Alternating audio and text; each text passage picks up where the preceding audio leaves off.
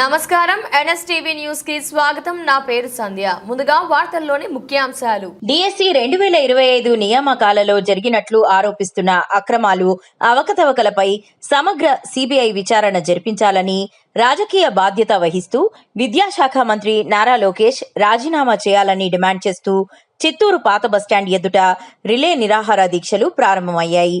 వైఎస్ఆర్సీపీ చిత్తూరు నియోజకవర్గ incharge MC Vijayananda Reddy ఆధ్వర్యంలో గురువారం తొలి రోజు రిలే నిరాహార దీక్ష చేపట్టారు.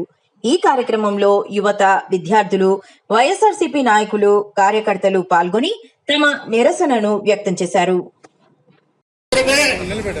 ఒక విషయం చెప్తాను, నారా లోకేష్ గారు రాజీనామా చేయాలని సభాభంగా బీసీ నాయకులుగా నిర్వహిస్తున్నారు.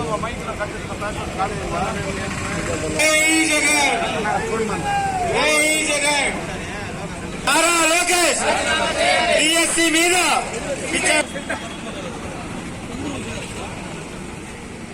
గుడ్ మార్నింగ్ జరగాలంటే ఒక పోరాటం చేయాలా, పోరాటం చేయాలంటే యుద్ధం చేయాలా, యుద్ధం చేయాలంటే ఈరోజు వరకు జరిపించేది జరిగిపోయిన విషయం ఒక రాజశేఖర్ రెడ్డి ఖచ్చితంగా ఉండాలి. ఇది మీరు గమనించి మీరు చదువుకునేసి మన పోరాడి మీకు అందించే వరకు మేము నిద్రపోము. ఈ అవకాశం ఇచ్చిన మా యువతకి ముందుగా నమస్కారం. ఈ వేదిక అలంకరించిన విజయరెడ్డి గారికి ధన్యవాదాలు తెలుపుతున్నా. చిత్తూరు ప్రత్యేకంగా ఎలాంటి హామీలు నెరవేర్చలేదు. దీనికి ప్రతి ఒక్కరు స్పందించి ముఖ్యంగా బీసీలకి ఎలాంటి ప్రతి ఒక్కటి చూసి వేస్తున్నారు. పేరున ప్రతి అతను క్యాప్చర్ చేస్తున్నారు కానీ బీసీకి మర్చిపోయారు. అలాంటి బీసీ వైఎస్ జగన్మోహన్ రెడ్డి గారి ఆదేశాల మేరకు సంచిలో భాగంగా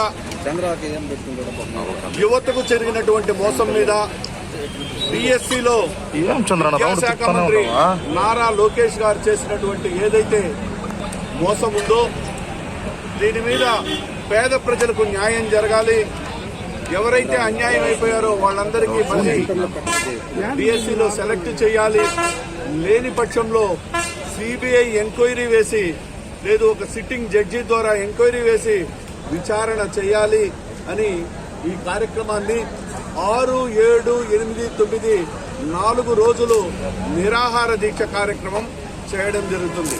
దాని తరువాత 5వ రోజు భారీ స్థాయిలో యువకులు, విద్యార్థులు, అదేవిధంగా నాయకుల ఆధ్వర్యంలో భారీ స్థాయిలో నిరసనలు, ర్యాలీలు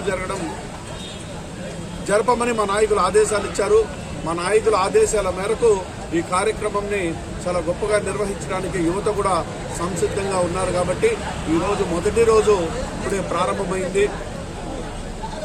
ఏదైతే చెప్పారో చెప్పిన హామీల్లో భాగంగా సూపర్ 6 లో భాగంగా యువతకు నిరుద్యోగ భృతి 3,000 రూపాయలు ఇస్తానన్నారు. 3,000 రూపాయలు కూడా ఇంతవరకు ఏ యువతకు కూడా ఇవ్వలేదు. ఒక్కొక్క యువతకు 26, 27 మాసాలకు గాను 3,000 రూపాయలు చొప్పున అందరికీ కూడా ఈరోజు ఈ కూటమి ప్రభుత్వం అప్పు ఉంది.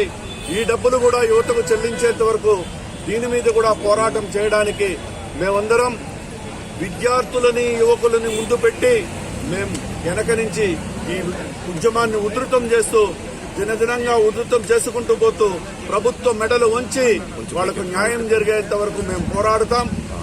లేని పక్షంలో, వాళ్ళు చేయని పక్షంలో వాళ్ళు వెంటనే రాజీనామాలు చేయాలి.